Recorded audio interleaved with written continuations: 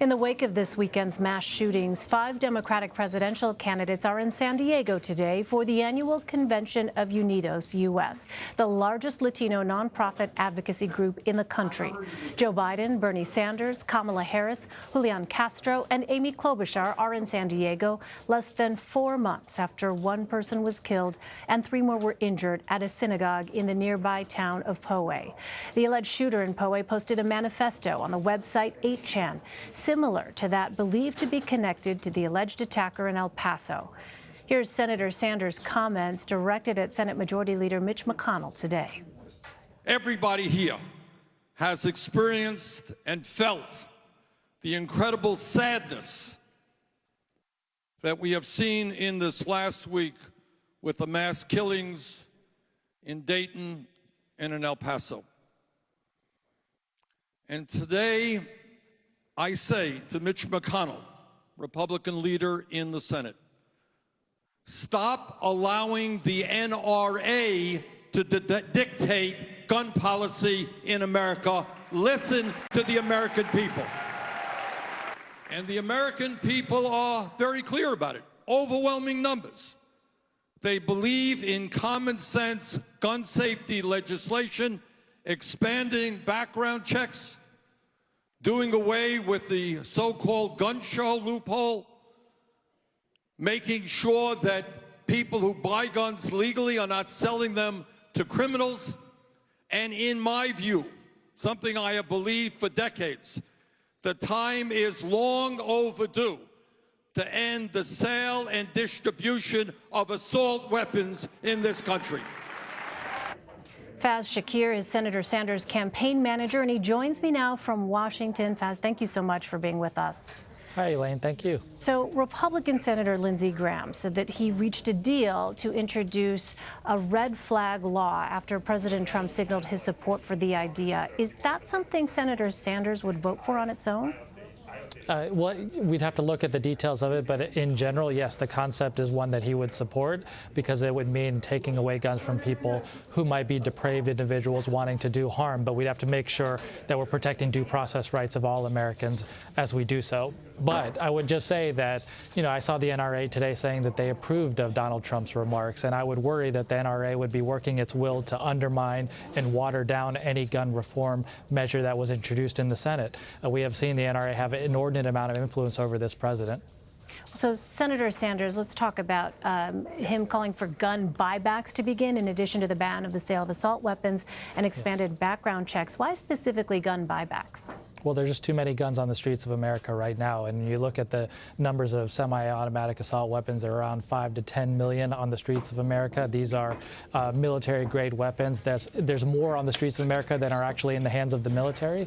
You've got to take some measures immediately to start to reduce the numbers of guns on the streets, and particularly these very harmful military-grade weapons that only really serve a purpose of killing lots and lots of people. And we've seen in almost every tragedy, AR-15s be at one of the responsible guns in those tragedies. And we've got to take really strong measures to reduce the numbers of guns on the streets. So should the buybacks be mandatory or voluntary?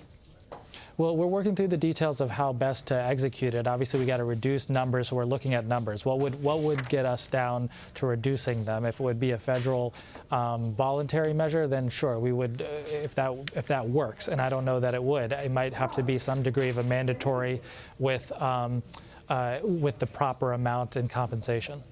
So at the debate in Detroit, the senator was asked about a statement he made after the Sandy Hook shooting. Let's listen to that. Senator Sanders, you said this in 2013, just months after the Sandy Hook massacre, and I quote here, "If you pass the strongest gun control legislation tomorrow, I don't think it will have a profound effect on the tragedies we have seen."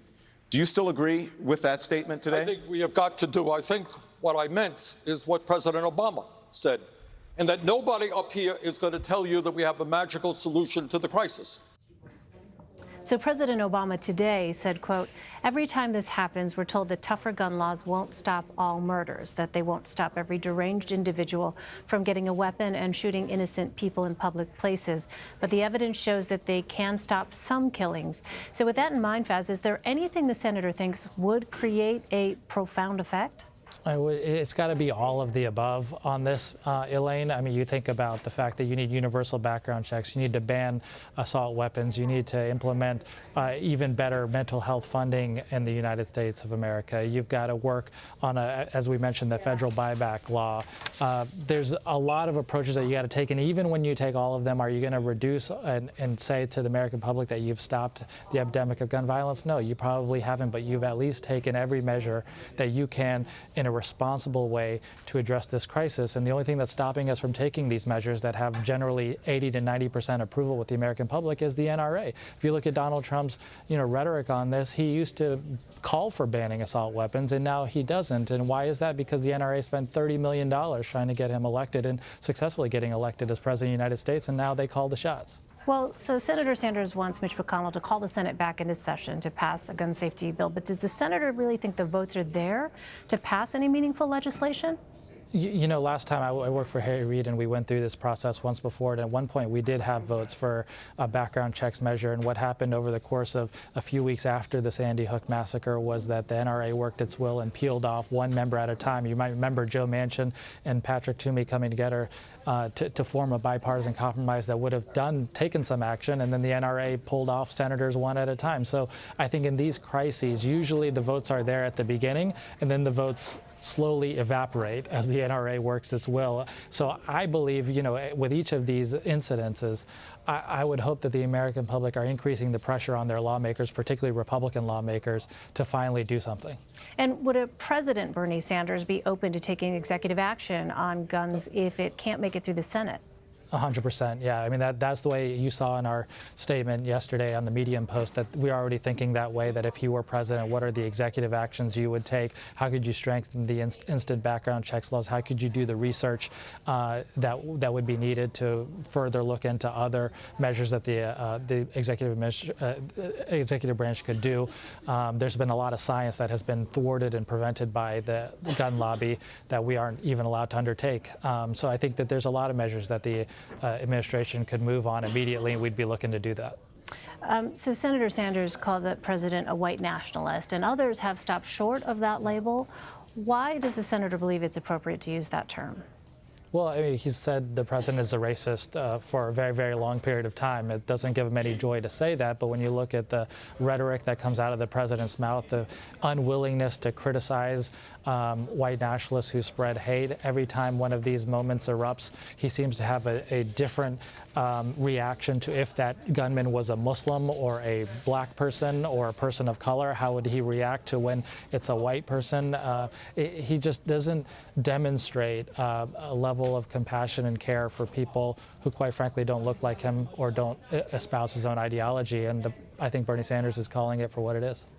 All right, Faiz Shakir, the campaign manager for the Sanders campaign. Thank you so much, Faiz, for your time. Thank you. Appreciate it, Elaine.